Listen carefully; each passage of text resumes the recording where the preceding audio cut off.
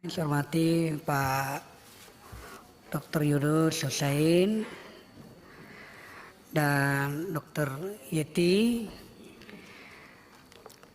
Penjelasan yang disampaikan Pak Yunus memberikan sebuah pencerahan yang sangat bagus pagi ini. Sudah siang ya? Wah, saya merasa pagi nih. Masih lama bukanya berarti. Berarti masih kuat saya nih Pak Ibu Yenti. Baru sahur. Baru sahur katanya. Alhamdulillah berarti berkah ini bahwasanya.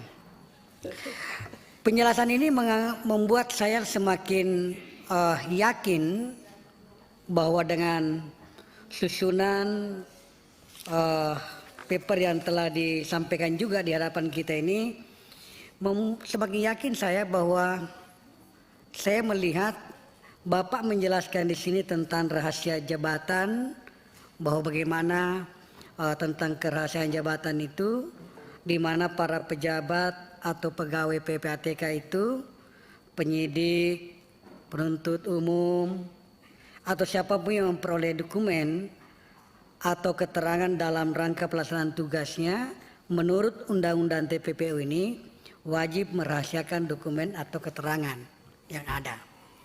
Nah, saya melihat beberapa berita-berita sangat menyudutkan sekali sahabat saya Pak Arteria di beberapa media. Padahal menurut saya apa yang disampaikan Pak Arteria, padahal apa yang disampaikan Pak Arteria itu hanya membacakan pasal 11 TPPU, bukan keinginannya Pak Arteria sebenarnya, tetapi keinginannya pasal ini. Beliau berniat baik mungkin untuk mengingatkan saja sesuai yang ada dalam pasal 11 itu yang di depannya Pak Arteria. Jadi saya merasa kasihan juga sebenarnya. Olehnya itu saya melihat ini yang Bapak sampaikan ini justru ini masuk akal. Saya mencoba mengkombin dengan apa yang ada dalam isi pasal 11 itu, inilah yang benar. Nah, pertanyaan saya Pak Yunus adalah bagaimana batasan-batasan yang mesti bisa dibuka ke publik dan yang mana tidak semestinya dibuka. Itu yang pertama. Yang kedua adalah sewaktu Bapak berada di dalam sebagai komisioner waktu itu, kepala PPATK waktu itu Pak Yunus izin, bagaimana Bapak memberikan laporan itu kepada, saya mengatakan ownernya lah adalah Bapak Presiden dengan DPR sebagaimana yang dimaksud di dalam pasal TPPU Undang-Undang TPPU ini. Nah, kalau begitu modelnya kita mencoba untuk mengcombine ini.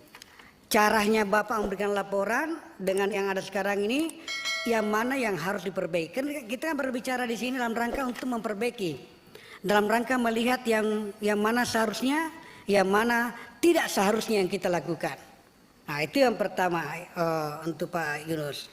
Kemudian Ibu Yenti, saya senang sekali Bu mendengarkan tadi itu ada sebuah penegasan bahwa kalau mau mengejar TPPU-nya maka harus jelas hasil dari tindak pidana asal.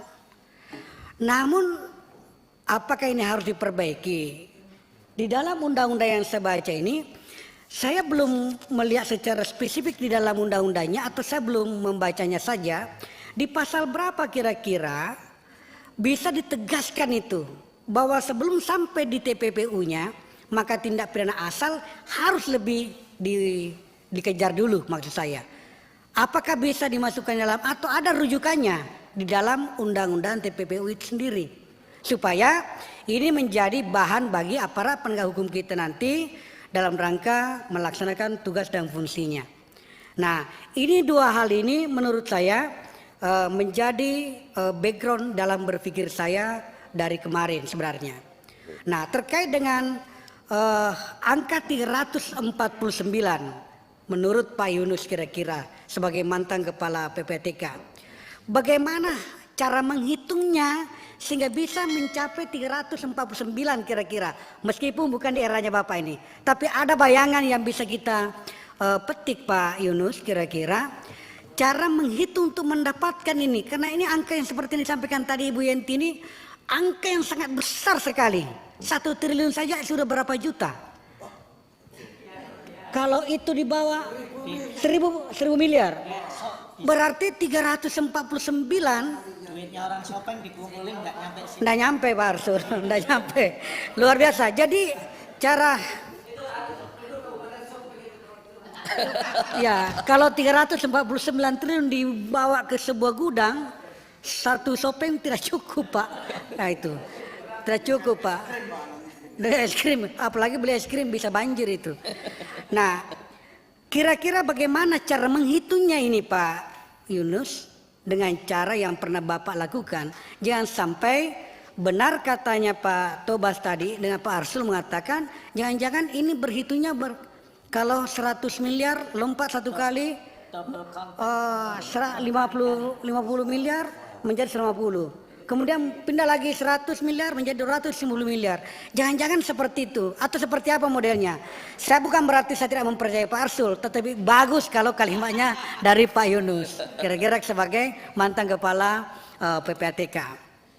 Ini penting sekali supaya ada bayangan juga untuk masyarakat. Karena ini disaksikan oleh masyarakat di luar supaya ada pencerahan. Sehingga kita bisa sama-sama semakin dewasa bisa melihat undang-undang TPPU kita, semakin dewasa kita melihat tindakan-tindakan hukum yang dilakukan oleh para aparat kita, dan semakin dewasa kita melihat semua komponen-komponen yang terlibat dalam rangka menerapkan undang-undang ini. Karena undang-undang ini kalau berjalan baik, maka ini bisa membantu perekonomian bangsa dan negara kita.